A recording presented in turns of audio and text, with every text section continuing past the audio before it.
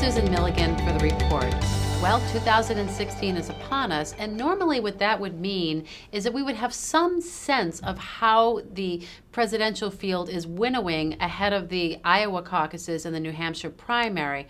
However, in the Republican primary, still very, very crowded, this is not the case, and it's looking like it's going to be an incredibly chaotic process choosing a nominee for the Republican nominee for president.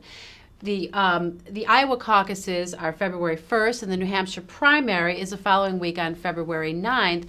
But those contests don't seem to be positioned to narrow the field down to a few candidates the way it used to be. Looks like Ted Cruz, the senator from Texas, is in good shape in the Iowa caucuses. It has a very strong evangelical base in the Republican Party, and he'll do well there. Donald Trump could very well win the New Hampshire primary, as could Marco Rubio or even Chris Christie, who got the endorsement, the coveted endorsement of the Manchester Union leader.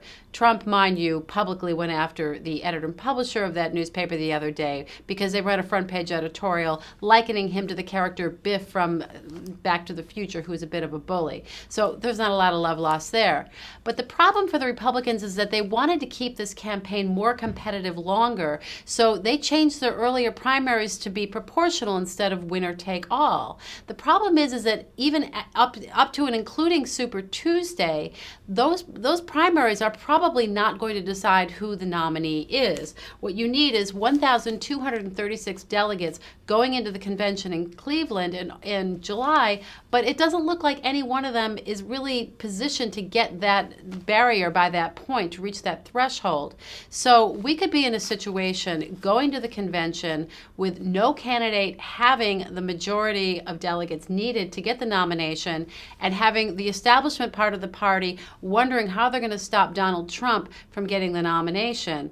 So I think we could be looking at a year that is absolutely chaotic and completely unsettled, and for the first time, actually, in a long time, making a presidential nominating convention something interesting to watch.